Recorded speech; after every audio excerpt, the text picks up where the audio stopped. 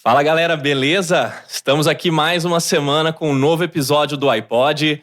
Hoje eu tô com uma pessoa maravilhosa aqui do meu lado, uma pessoa que tem o meu apreço, o meu respeito e que eu conheço há tanto tempo que eu gostaria de ter a honra de ter tido mais oportunidades de conversas como essa que nós vamos ter aqui hoje.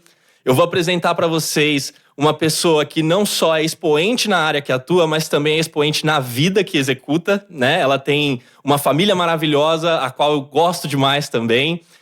Eu vou deixar vocês conhecerem ela melhor um pouquinho pra frente aqui nesse episódio, porque primeiro eu gostaria de agradecer aquela parceria incrível que a gente fez aqui com a Cruzeiro do Sul Virtual. A Cruzeiro do Sul Virtual é uma das melhores faculdades EAD que nós temos na região de Americana. Você que está procurando um curso, uma graduação, alguma coisa para fazer o seu currículo bombar nas redes sociais, nos RHs, fique à vontade para procurar a Cruzeiro do Sul Virtual, que com certeza eles vão ter a melhor opção de cursos, de graduações, de faculdades. Fiquem à vontade para buscar também o auxílio do Mauro, do nosso querido amigo. E, obviamente, o precinho é muito camarada, então vale muito a pena. Obrigado pela parceria novamente e agora eu vou fazer uma introdução aqui dessa mulher maravilhosa que está acompanhando o nosso canal, graças a essa comunicação global que a gente tem nas redes sociais. Muito obrigado por estar aqui hoje. Heloísa Bedix, né? Uma conselheira independente, uma pessoa com uma bagagem absurda nessa área de governança corporativa, ESG. Hoje ela atua como conselheira fiscal da Vale, como conselheira administrativa da Mafre e foi por 18 anos diretora do IBGC. Então, assim, é uma bagagem, um currículo esplendoroso para a gente finalizar o mês das mulheres com uma representante que, na minha concepção, é não só admirada por mim, mas por toda a nação brasileira. Então, muito obrigado de novo por aceitar esse convite, por estar aqui. E eu gostaria que você tivesse a oportunidade agora de falar um pouquinho sobre você. Muito obrigada, Gustavo. Muito obrigada pelo convite. Estou até me sentindo muito honrada de estar aqui com você. Conheço o Gustavo desde que ele era um adolescente. É uma honra fazer esse podcast com você, estar aqui em Americana, que é a minha cidade natal, a cidade que eu vivo e que venho todo final de semana. Então, para mim, é muito importante poder contar um pouquinho da minha vida e, principalmente, estar aqui em Americana junto com vocês. Eu fiz economia na Unicamp, fiz ciências contábeis, depois fiz mestrado em administração, uma pós-graduação aqui na Unisal, aqui em Americana também, na época que eu estava grávida da Flávia, e comecei a minha carreira na área de auditoria, na Arthur Andersen. Após Arthur Andersen, eu fui fazer um curso, o primeiro curso para conselheiros de administração do IBGC, em 1998, então faz tempo que eu estou envolvida com essa área de governança corporativa.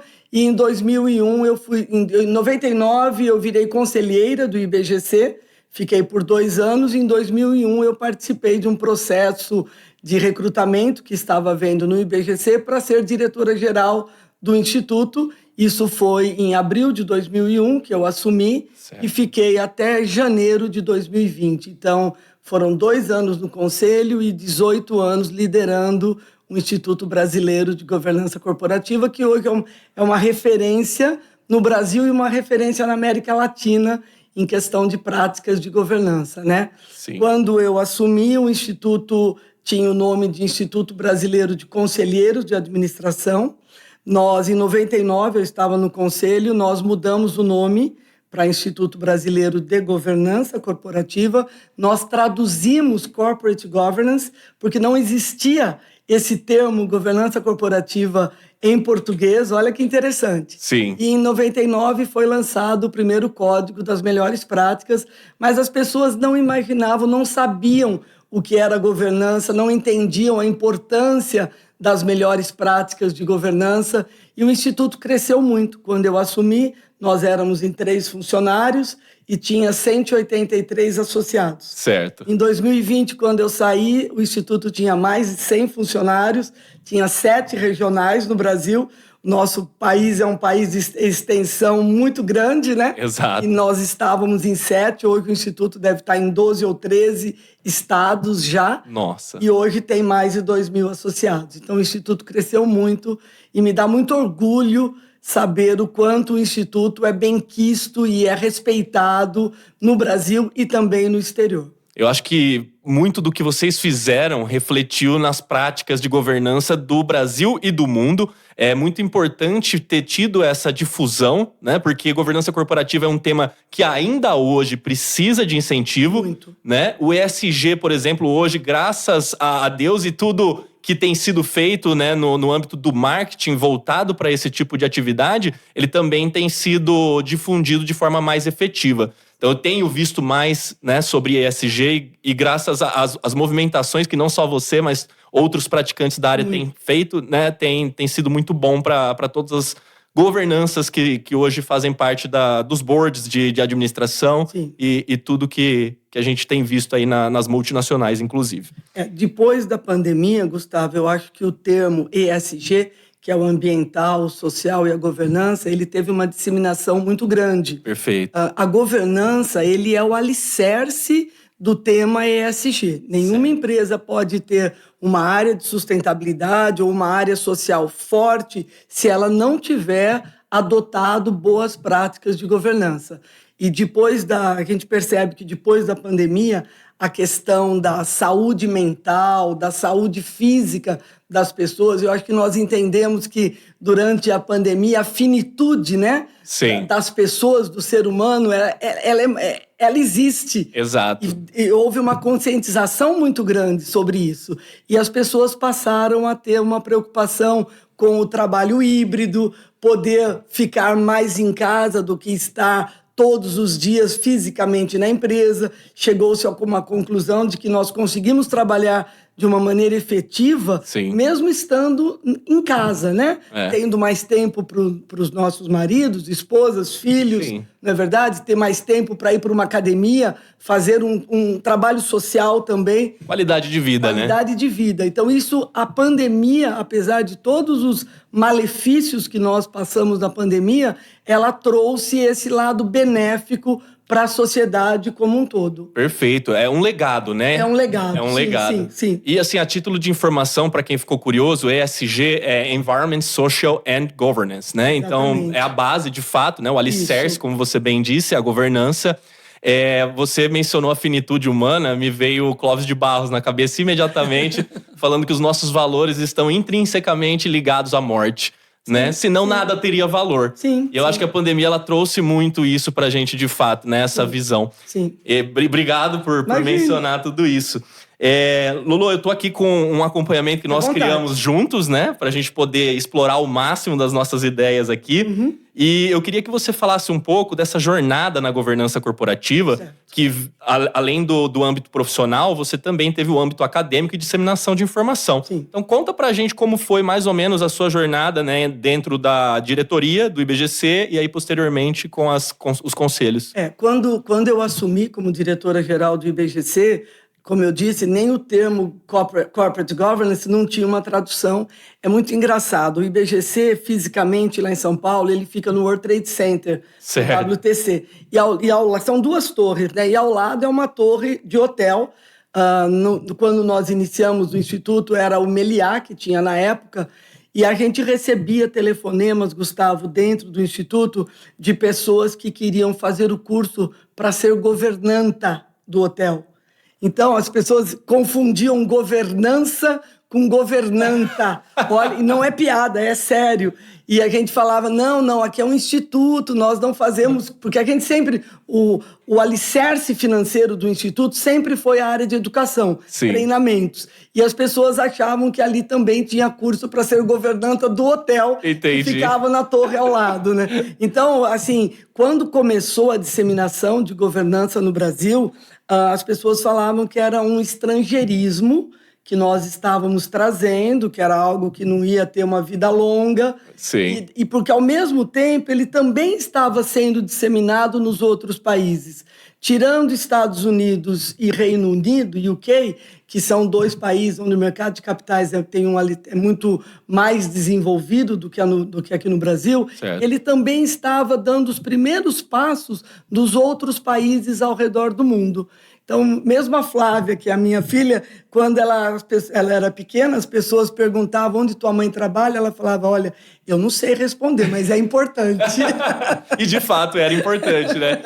Tem uma frase engraçada que eu acho que foi o Steve Jobs, né, que acabou ouvindo essa frase do Michael Dell, que na época que a Apple estava em crise, o Michael Dell falou, melhor vender essas ações aí enquanto é tempo, porque isso não vai virar. Imagine, né? E O tamanho hoje, que a Apple a gente tá vendo aí que uma empresa de $1 trilhão foi um pouco contra essa previsão do Michael Dell. Eu acho interessante você falar da governança corporativa enquanto algo que foi estigmatizado no passado. Sim. Porque hoje a gente não existiria sem governança corporativa.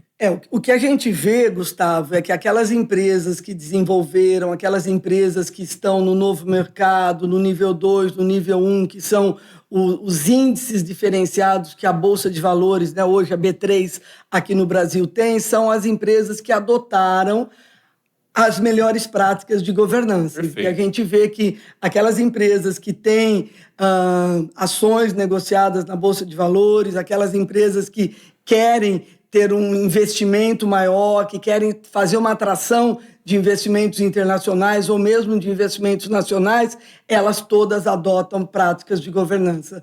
Então, hoje não dá para falar que uma empresa é bem-sucedida e ela não ter práticas de governança corporativa. Não, perfeito. Eu vejo isso, né? Eu passei por 16 anos até o momento por multinacionais e é evidente as práticas de governança corporativa. Você tem que ter isso para poder, inclusive, fazer uma gestão eficiente do que você tem de capital, do que você tem, né?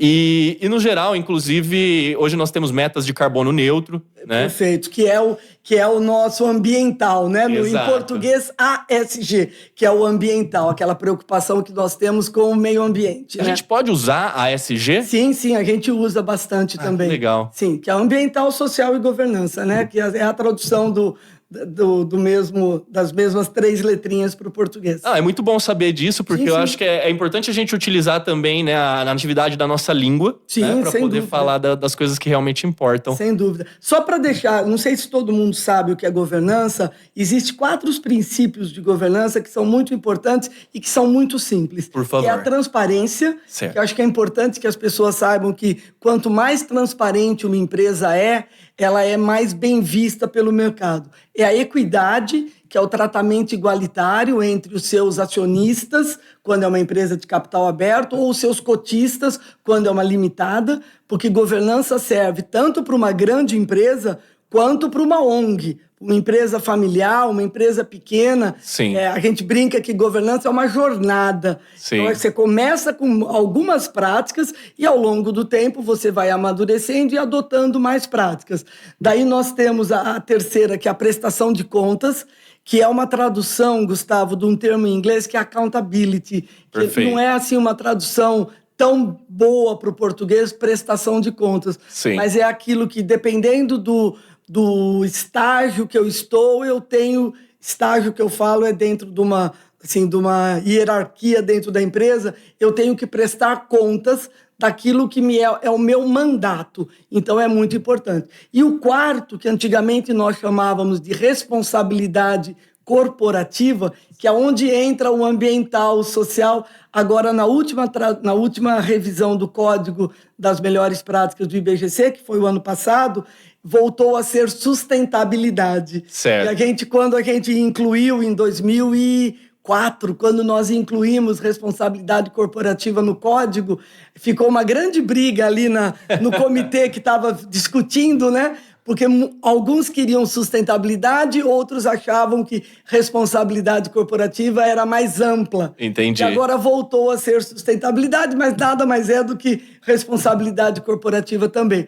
Então, esses são os 4 princípios. E ética, né? Ética é sempre muito importante. Sim. Então, esses são os princípios básicos da governança corporativa. Eu acho que eu vou tentar fazer uma adição. Você foi perfeita, né? Eu queria bater palma aqui. Mas eu vou fazer uma adição relacionada à accountability. Para quem não sabe, accountability muitas vezes é traduzida erroneamente para responsabilidade. Também. Mas, por exemplo, quando você tem uma matriz RACI, né? Certo. Que é quando você está fazendo uma distribuição de responsabilidades no âmbito da administração, você tem responsibility, né? Que é a responsabilidade. Sim. E você tem o accountability. Então são também. coisas distintas, né? Então você tem a prestação de conta, como você bem disse, e a responsabilidade. São distintas. Exatamente, perfeito. Eu acho que é uma adição excelente. E outra coisa que você mencionou agora no fim da sua fala é que ética, né, é muito importante, não só na governança corporativa. Na vida. Perfeito. Porque a ética, ela é o estudo da moral. Sim. Né? É o que é vigente hoje no que a gente entende como âmbito de realidade para a nossa sociedade. Então, se a gente não estudar o que hoje é a moralidade para todo mundo, como é que a gente vai fazer as leis condizentes com o que a gente acredita, né? E acho que eu me identifiquei tanto com a governança, Gustavo. Nós somos presbiterianos, eu cresci dentro da igreja e os valores da minha família, eles são totalmente coerentes com os princípios da governança. Então, lá no Instituto, a gente sempre brinca aquele termo em inglês de novo, walk the talk. Perfeito. E eu sempre falava para o meu time inteiro, o Instituto ele é todo de vidro, né? Fica no 21º andar de um grande edifício, e eu falava, olha, todas as nossas paredes são de vidros. Então, a exposição que nós temos é muito grande. Certo. Nós temos que fazer aquilo que nós prestamos, aquilo que nós pregamos. E o Instituto sempre teve assim, uma reputabilidade muito grande no Brasil, porque sempre fez aquilo que o Instituto prega. Então, isso, para mim, veio de encontro com os valores da minha família também. Cara, isso é maravilhoso. E assim, eu conheço a sua família há muito tempo. Eu posso garantir que vocês realmente fazem o walk the talk. Porque, assim, é só você visualizar a quantidade de pessoas que são expoentes nas áreas que atuam, a responsabilidade que é colocada em cada área de atuação. A professora de matemática que eu tenho mais memórias agradáveis é sua irmã, que é a Helenira. Gente, pessoa maravilhosa também. Helenira, um beijo pra você. E, assim, pra mim é muito fácil. Eu acho que eu vou jogar fora esse roteiro aqui, porque é muito fácil bater esse papo com você. Eu amo esse assunto que a gente tá trazendo pra pauta. Bacana. E ter uma expoente como você aqui realmente faz toda a diferença, porque a gente tá dando visibilidade pro tema que realmente merece, né? Só falando da Helenira, a Helenira foi, acho que 30 anos professora, e acho que a maior parte dos anos ela era escolhida como paraninfa. Perfeito. E uma professora de matemática ser escolhida como paraninfa não é algo comum, né? E eu vou falar pra você que, assim, da minha turma de amigos que eu ainda mantenho, graças a Deus, todo mundo lembra dela. Que assim, é impossível que você tenha tido aula com a Helenira e não lembre da Helenira. Então, bacana. Isso é um trabalho muito bem feito também. Que legal. E uma escolha, né? Porque ser professor também é uma escolha muito válida. Sim, né? sim. Beleza. Inclusão de mulheres na governança. Eu acho que isso é uma coisa que a gente precisa pautar no mês da mulher. Sim. Né? Por favor. A diversidade é algo muito importante dentro da governança. Então, quando a gente fala as mulheres participarem, nós estamos falando da diversidade de gênero. Sim. Então, quando dentro da governança a gente tem assim múltiplos perfis. Quando a gente fala, nós queremos um conselho diverso, nós falamos de um conselho que tenham pessoas com formação acadêmica distintas, que tenham uma experiência profissional, um diferente do outro, que tenha homens e mulheres. Por quê? Porque a forma de agir, a forma de pensar da mulher é diferente do homem. Sim. Então, a mulher, Gustavo, ela tem um apetite ao risco menor do que o homem. Certo. E a mulher não tem vergonha de falar, olha, eu não entendi essa questão. Você pode, por gentileza, me explicar? Se você está num grupo só de homens, parece que os hormônios ali não permitem que um homem mostre uma fragilidade perante outro homem. E a mulher não tem esse tipo de preocupação. Tem vários estudos acadêmicos no Brasil e no exterior mostrando que quando você tem mulher no conselho, até o absenteísmo dos conselheiros diminui. Olha que interessante. Certo. O nível de harmonização, o nível de relacionamento melhora. Parece que a mulher ela gruda, sabe, assim, os homens de uma forma assim melhor. A diversidade ela traz uma perspectiva mais ampliada. Até o desempenho financeiro nas pesquisas acadêmicas mostram que quando você tem mulher no conselho, o desempenho financeiro da empresa melhora também. Isso é incrível. É incrível. Ainda no Brasil, nós somos 15% de mulheres em conselhos de empresas listadas. O Brasil não é bom de estatística, então as empresas listadas, elas obrigatoriamente têm que informar para a CVM, no formulário de referência, qual é o perfil do seu conselho de administração. Então a gente vê que em conselhos nós somos 15% de mulheres só. Um exemplo para você, na Mafre nós somos em 2 mulheres. Na Vale, na Mafra eu estou no Conselho de Administração. Na Vale, eu estou no Conselho Fiscal. Nós somos em 5 integrantes, eu sou a única mulher. Eu estou no Comitê de Auditoria da Brasil Seg, nós somos em 3 integrantes, eu sou a única mulher. Na Gasmig, que é a empresa de gás de Minas Gerais, eu sou a única mulher também. Então, a gente vê que ainda...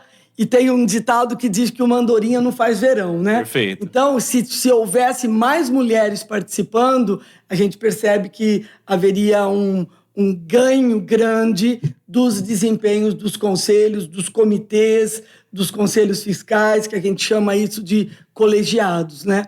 Existe no mundo, Noruega foi o primeiro, que passou a ter cotas para mulheres em conselhos, obrigatoriedade de ter cotas. Hoje França tem, Alemanha tem, Espanha tem. E aqui no Brasil tem um projeto de lei. O primeiro projeto é de 2010, certo, mas ele não foi para frente para ter cotas também para mulheres. Agora tem um projeto que é o 1246 da deputada Tabata Amaral. Ele já passou pela Câmara, ele está sendo discutido no Senado, aonde seria obrigatório ter... É um escalonamento, mas até o final ter 30% de mulheres nos conselhos das empresas e nas lideranças das empresas. Eu não sei até que ponto... eu sempre fui contra cotas, porque eu falo que, em primeiro lugar, é o teu desempenho. Sim. Eu não gostaria de estar num colegiado onde um par meu falasse você está aqui porque você está ocupando uma cota. Não, certo, eu quero estar lá pelo que eu represento, pelo que eu contribuo, pelo que eu sei. Sim. E, não é verdade? Então, é muito mais uma questão de priorização do nosso conhecimento do que estar lá simplesmente por ser mulher. Mas a gente percebe que o quanto aumenta de ano para ano é muito pequeno. Exato. Então, talvez cotas possa ser algo temporário. Isso. E que dê uma incrementação, né, nessa participação feminina. De novo, assertiva demais, porque pelo menos compactua muito com o que eu acredito ser assertivo. A gente falou de cota recentemente aqui, a gente falou de cota racial especificamente, certo, mas na minha concepção, cota tem que ter um prazo. Que seja 20, 30, 40 exatamente, anos. Eu também mas ele penso tem que, assim. né, tem que ser temporário, porque penso exatamente assim, como você falou, a gente tem que ter esse âmbito de fazer um ambiente igual, né? Igual, com equidade. Equânime, perfeito. Sim. Que a gente não precise ficar aplicando cotas pro resto da vida. Caso contrário, né, virou... Você tá dando peixe e não ensinando a pescar, né? Exatamente. Existe aqui no Brasil várias ações para aumentar o número de mulheres. Existe um que nós trouxemos da Austrália, o IBGC, nós estivemos lá em 2014. O IBGC faz jornadas técnicas ao redor do mundo. Antigamente era muito para nós aprendermos o que os outros países estavam fazendo em termos de governança. Hoje a gente já está levando também um pouco de coisas boas que nós fazemos aqui. Na Austrália, nós aprendemos que existia um programa do governo da Austrália, junto com o Instituto de Conselheiros Australianos, onde existia um programa de mentoria para mulheres executivas se tornarem conselheiras. Então, nós trouxemos isso para o Brasil. O IBGC fez parceria com a Bolsa, com o WCD, que é o Women Corporate Directors, é uma entidade internacional que tem aqui no Brasil, com o Banco Mundial participando também, e já está... Olha, o ano passado teve 750 mulheres se inscrevendo, e nesses 3 últimos anos eu sou uma das mentoras. Então, a gente trabalha com mulheres que hoje são executivas e que podem, ou agora, ou num curto prazo, se tornarem conselheiras. Tem um outro que chama 30% Club, que também começou na Europa, e que trabalha no sentido de ter 30% de mulheres na liderança e em conselhos. Tem o Women on Boards, que é um selo que é dado para aquelas empresas que tem mais do que 2 mulheres. O Mandorinha não faz verão. Exato. Mais do que 2 mulheres no conselho. Tem uma comunidade de conselheiras, tem um Diversity on Board, que é outra comunidade de conselheiras. A ONU tem um programa desde 2014 que chama He4She.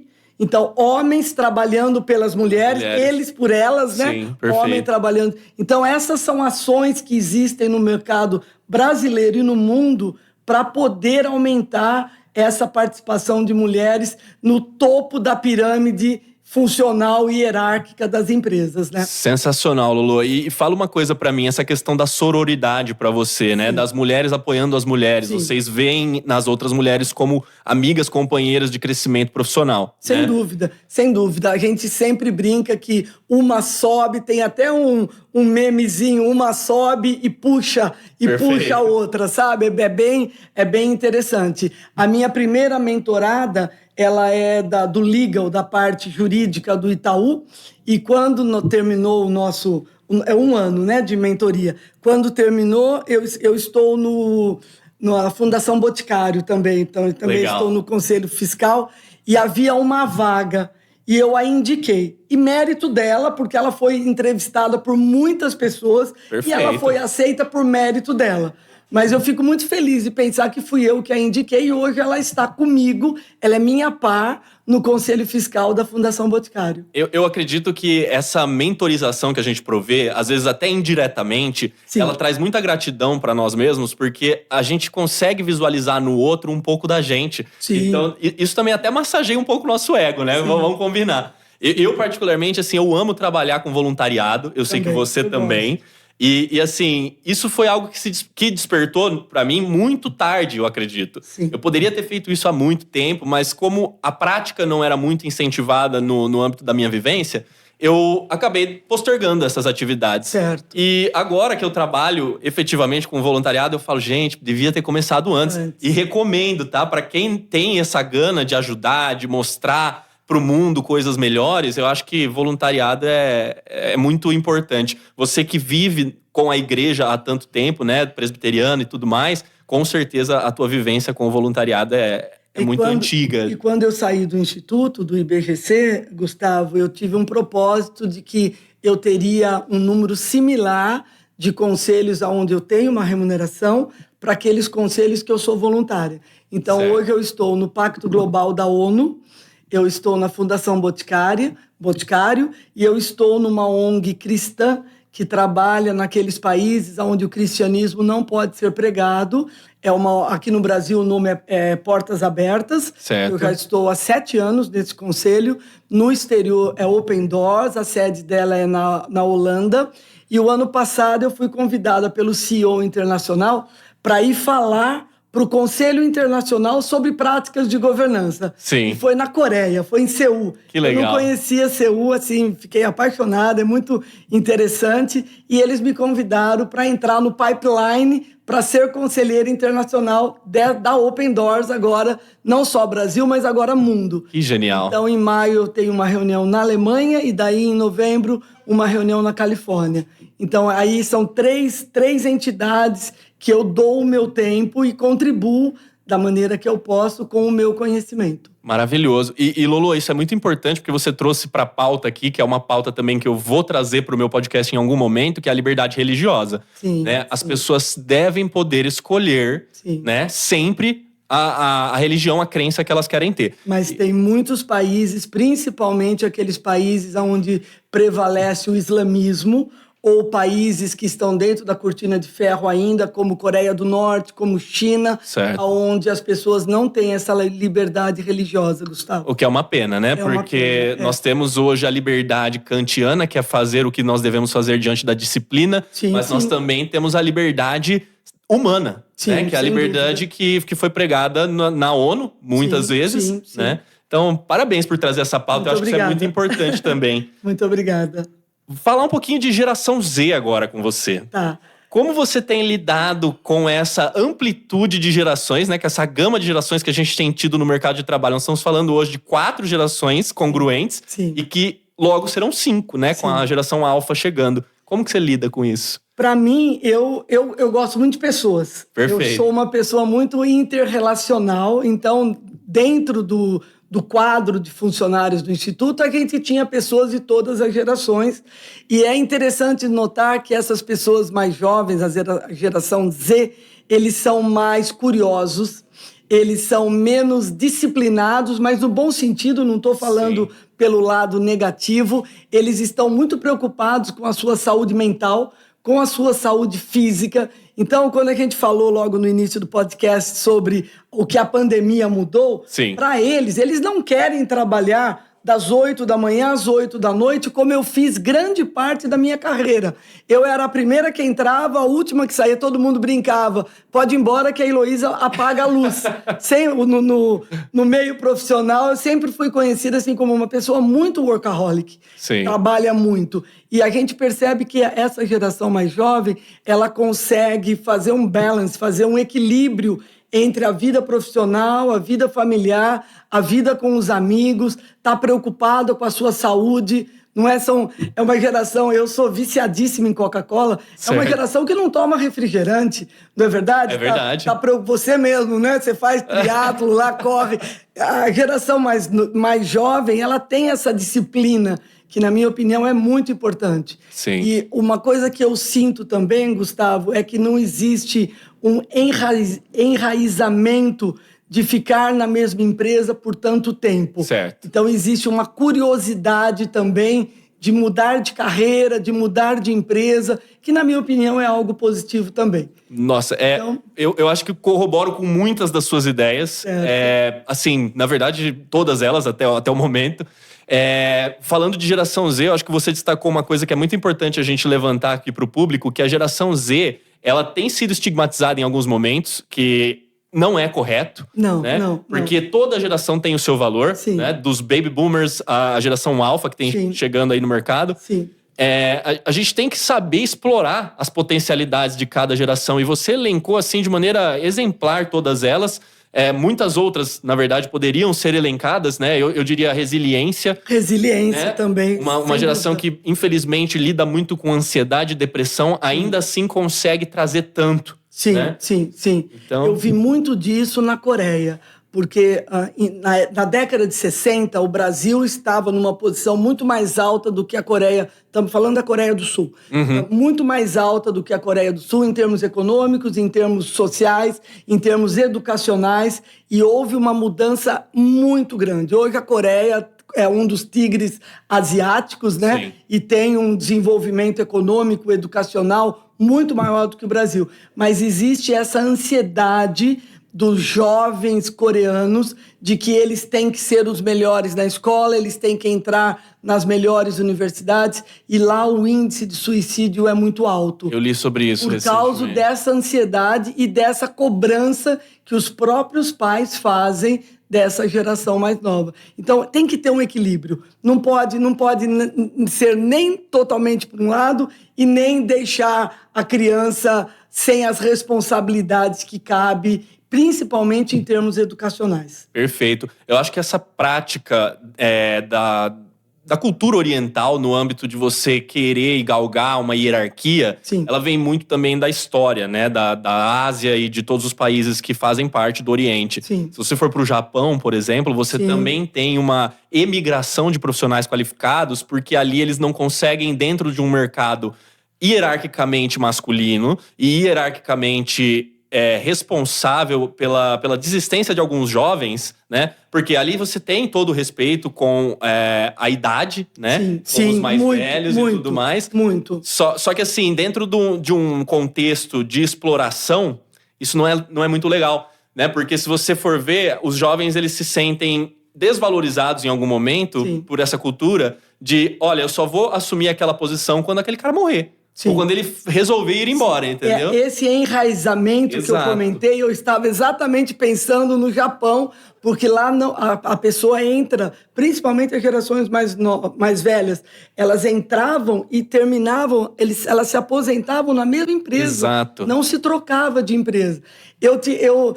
Uma das coisas assim que eu adoro é viajar e conhecer novas culturas. E por causa Legal. do Instituto, eu tive a oportunidade, Gustavo, assim, de praticamente virar o mundo. Sim. E isso dá uma visão tão grande para a gente. É algo que eu incentivo todo mundo a fazer. Vá viajar, geração Z, vá viajar, vá fazer intercâmbio, conheça novas culturas. Isso é muito importante para a nossa vida pessoal até. Legal. Conselho maravilhoso, gente. Viajar, assim, é uma das práticas que eu mais amo na minha vida, né? É um hobby. Eu também. E assim, Lolo, você falou, né, dessa ansiedade por mudar de empresas também, né, que a geração Z tem. E, de fato, você consegue visualizar isso em números, em estatísticas, né? Mas, tirando a parte estatística, eu vejo também que é uma prática de mudança de mercado. Porque, por exemplo, na geração X, na geração Baby Boomer, você tinha muito a prática de herança corporativa, né? Então, assim, o pai, ele era sapateiro, o filho era sapateiro, sim, né? sim. Hoje, o filho não quer necessariamente ter a profissão do pai, não, né? E eu acho que é legal isso, porque isso gera uma liberdade nova para essas gerações. Na minha geração, que é a geração Y ou Millennial, a gente já tem isso, né? De, não necessariamente eu vou seguir a carreira do meu pai. Mas é muito legal quando você tem essa associação. A Flavinha, por exemplo, ela tá na área de SG, magnificamente também, né? Já tá como expoente também na área dela. Trabalhava com a Youth Voices, né? Sim, aqui no Brasil Cara, também. é genial. Flavinha, vem pra cá que eu quero falar com você também. Falei que eu vou fazer um podcast só pra sua família. A gente Faz um online com ela, agora que ela tá na Holanda. Uma live, alguma coisa. Sim. Porque, cara, vocês têm que conhecer essas pessoas que estão realmente tentando mudar o mundo assim como você. Muito obrigada. Parabéns de novo. Eu vou falar muito parabéns. Obrigada. Tá.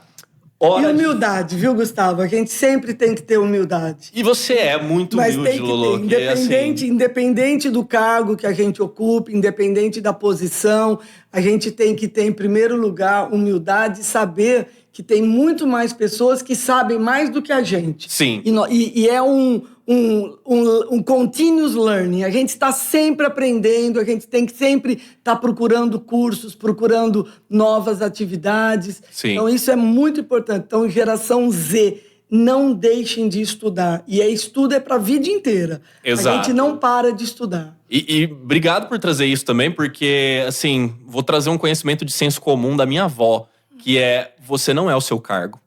De maneira alguma. Né? De maneira alguma. Porque o cargo perdura, você não. Então, eu acho que a humildade que você tá trazendo aqui... E assim, cara, você, além de ter aceito um convite do meu canal, que hoje ainda não é um canal que tem a magnitude ou a visibilidade, né, que eu espero um dia ter... Você aceitou esse convite de bom grado. E eu tô me recuperando de uma dengue. Verdade, se recuperando de dengue. Gente, obrigado por estar aqui, por todos esses ensinamentos maravilhosos. Né? É um prazer. E a gente falou bastante até agora de ESG, falou de governança. Na área de sustentabilidade, a gente falou um pouco de carbono neutro, né? Assim, a mérito de explicações, carbono neutro é uma responsabilidade que as empresas devem ter com a emissão de carbono, né? Sim. Então, se você trabalha em uma empresa, provavelmente essa empresa, tendo certo tamanho, ela deve produzir uma quantidade de carbono e aí você trabalha nessa necessidade de carbono neutro com créditos de carbono, né? Créditos de carbono, sim. E essa necessidade, ela se faz presente exatamente por toda a questão do aquecimento global, né, da sustentabilidade planetária, tudo que a gente precisa hoje para sustentar o futuro, né? Então fala para mim um pouquinho, Lolo, na tua concepção, a sustentabilidade. Como você vê isso hoje? Olha, vamos falar do clima das últimas semanas. Eu não me recordo... Olha, eu estou há 30 anos em São Paulo. Eu não me recordo de pegar temperaturas tão altas nas últimas semanas, nos últimos meses em São Paulo. Sim. Hoje de manhã, antes de vir para cá, estava lendo jornais, Petrópolis, centro de Petrópolis, lá no Rio de Janeiro, todo inundado. Faleceu uma família inteira, soterrada. Então, cada vez mais a gente vê a questão das mudanças climáticas. Sim. Isso é em função dessa emissão de CO2 que nós estamos fazendo. E a gente percebe que, vou voltar a falar da geração Z, que eu gosto muito da geração Z também. Que bom, cara. Era isso que eu queria. Vamos lá. Então, vamos lá. Então, eu percebo assim, eles não consomem refrigerante porque eles acham que é algo que faz mal para a saúde, com toda razão. Sim. Eles têm uma preocupação com o fair trade, que é aquela dentro da cadeia produtiva que todo mundo esteja ganhando. Não é o pequeno produtor, coitado, ele vende determinado insumo lá por R$1, R$2 e no fim da cadeia produtiva está sendo vendido por 100. Então não é justo.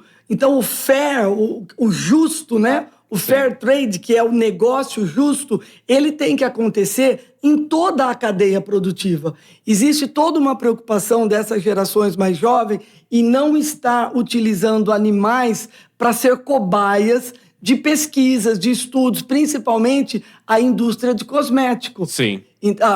Vou voltar para a Coreia. Existe um bairro enorme dentro de Seul, que é a capital da Coreia, só sobre skincare, só sobre produtos de cosméticos. De beleza, sim. Daí você pega os rótulos, você vê lá, não foi testado em animais. Sim. Então é uma preocupação que essa geração mais jovem tem e que eu acho muito importante. Então a questão dos carros elétricos, a gente vê na países europeus, a Holanda, por exemplo, que eu acabo indo muito, porque a Flávia está lá, a Flávia e o Rafael, eles não têm carro, eles andam de bicicleta. Certo. E a gente vê que a grande maioria das pessoas se locomovem dentro das cidades. Tudo bem, é um país totalmente plano. Certo. Então dá para andar de bicicleta. Mas as pessoas se locomovem de bicicleta. Por quê? Porque não tem emissão de gás, faz bem para a saúde, é uma coisa barata que você não está colocando. Aqui no Brasil, a gente hoje não existe mais um carro novo que custe R$50 mil. É verdade. R$50 mil é algo caro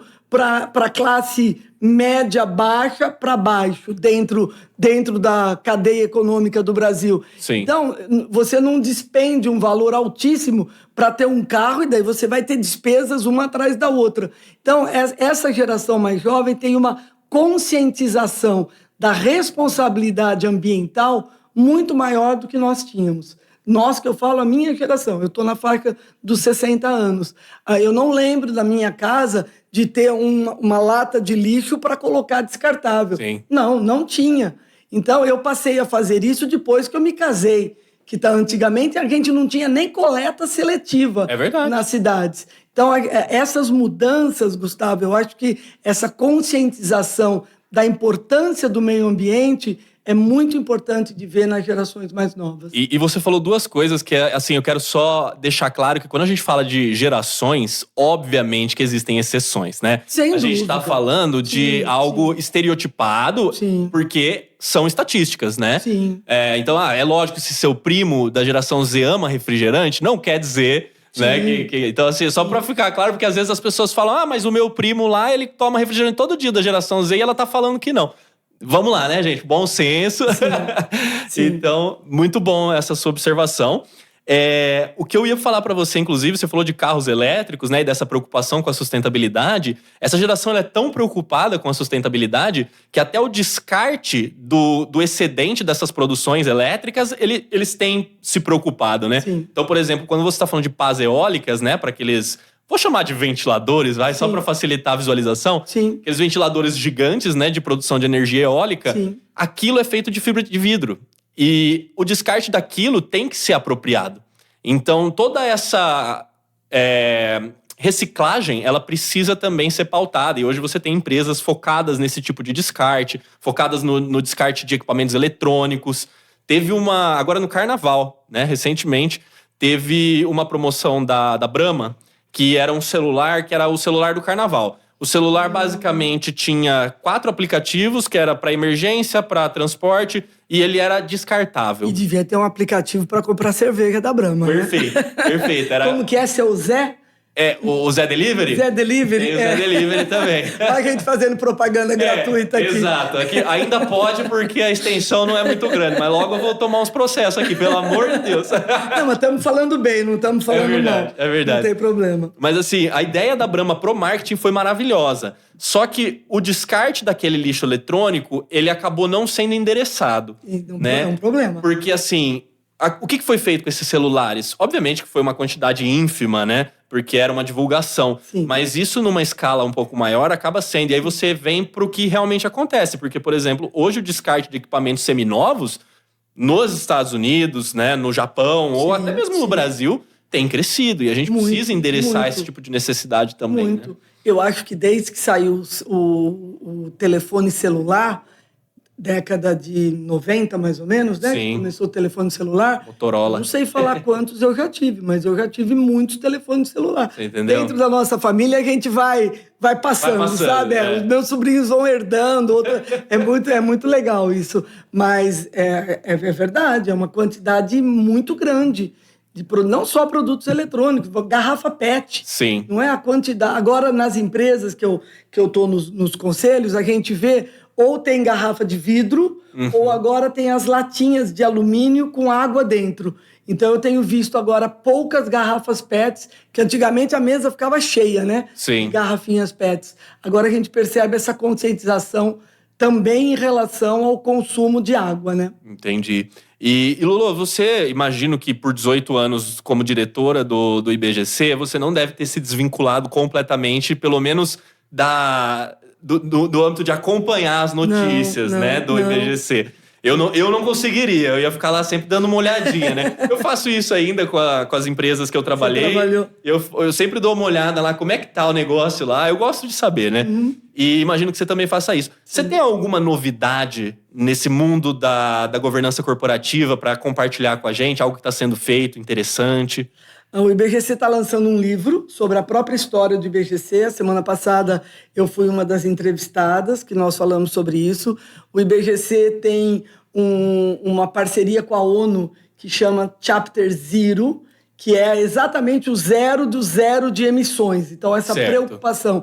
Então, o IBGC está cada vez mais também trabalhando no ASG, não só na governança. Eu acho que o que nós tínhamos que fazer em termos de Brasil, de disseminação de governança, ainda tem muito a ser feito, mas o alicerce nós já fizemos. Então, o IBGC agora está trabalhando muito com o A e com o S também, buscando uma conscientização maior, principalmente dessa questão de sustentabilidade, de longo prazo. Nós falamos que um conselheiro, quando ele entra numa organização, uma das responsabilidades dele é essa viabilidade econômica, financeira e reduzir as externalidades. Certo. Então, quando a gente fala em externalidades, nós estamos falando de todo tipo de emissão, descartes. Então, essa é uma das responsabilidades de um conselheiro de administração. Muito legal. E só para informação, né, a título de esclarecimento, o IBGC, ele não é um órgão regulador. Não. Só pra ficar claro. O IBGC é uma ONG, é um instituto sem fins lucrativos, que ele trabalha na disseminação das melhores práticas. Ele não é regulador. Exato. E tanto é que o IBGC não se pronuncia sobre casos que acontecem de má prática de governança. Então, já que nós já falamos da Brahma, vamos falar da Americanas. Então, a gente teve um grande escândalo o ano passado, né, final do ano anterior, um grande escândalo de má práticas de governança dentro de uma empresa que tem mais de 60 anos no mercado. Eu lembro, Gustavo, nós íamos para Campinas, eu era pequenininha, nós íamos nas lojas Americanas de Campinas, que ficava ali no centro, Sim. na 13 de maio, e a gente comia um sanduíche, tomava um milkshake, que aqui em Americana não tinha nenhum lugar naquela época que fizesse milkshake. Sim. Eu adorava.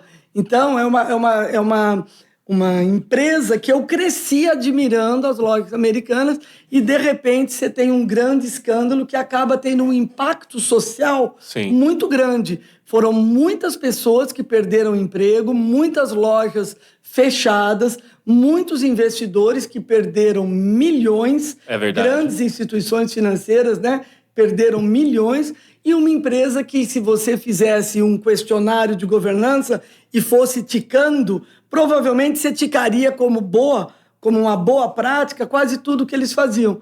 E era exatamente para inglês ver, entendeu? Não era aquilo que realmente estava sendo praticado. Uma convidada nossa que veio aqui essa semana, Ana Gabriela Marim, beijo para você, Ana. Ela falou algo muito interessante sobre isso, que é o ESG de palco. Sim, né? sim, é o marketing, essas empresas, né? que estão aí colocando frases na parede, mas não estão fazendo o que tem que ser feito. Que é aquilo que eu falei, a gente tem que walk the talk, a gente tem que fazer aquilo que nós pregamos. Exatamente. E muita gente, que é o greenwashing, né? Muita gente usa essa lavagem verde, né? Você usa o marketing do ambiental, do social, só como marketing. E não é dentro do cerne da empresa, né? Sim, perfeito. Lolo, eu não gostaria, mas a gente está chegando nos momentos finais aqui. Pois não. A gente tem mais aí 5, 10 minutos, então eu quero deixar esse tempo de 5, 10 minutos para a gente conversar um pouco sobre conselhos seus. Certo. Não só no âmbito da governança corporativa, mas de repente para a vida, sabe? Certo. Responsabilidade, disciplina. Posso falar com a geração Z? Por favor, fale direto com eles. Educação.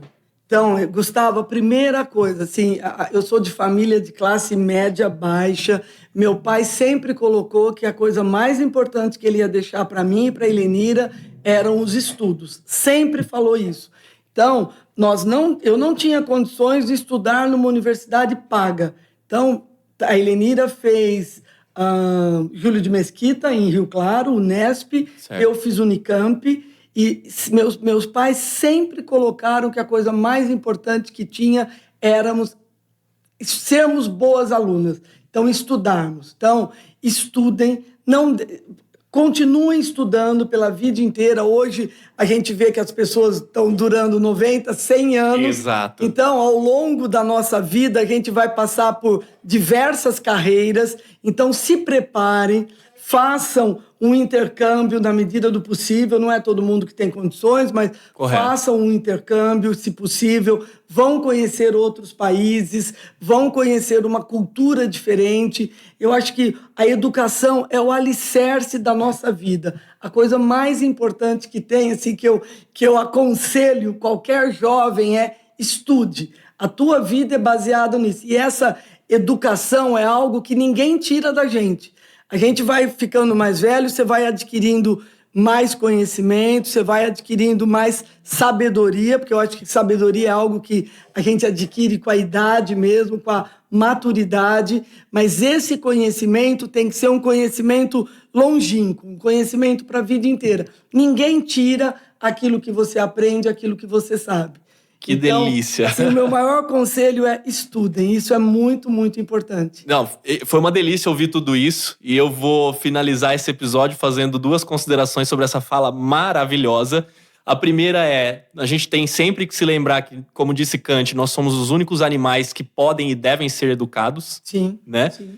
E outra coisa é que a educação, ela dignifica e ela traz liberdade. E, gente, não há nada mais importante no mundo do que liberdade. Sim, a gente tem que poder se expressar, e se expressar de forma tão maravilhosa como a Lolo tem feito aqui, necessita que você tenha não só o conhecimento, porque o conhecimento é democrático, mas também essa vivência, né? Então, Lolo, muito obrigado pela sua presença. Eu que agradeço. Foi um prazer enorme, de verdade, ter você aqui. Eu que agradeço, Gustavo, de verdade. Vim, assim, com o coração muito feliz de te rever, de conhecer a Carol, de estar aqui com vocês. Obrigado de novo. E assim, volte, tá? As portas estão abertas para você sempre que você quiser. Muito obrigada, viu? Até mais. Um beijo. Um beijo.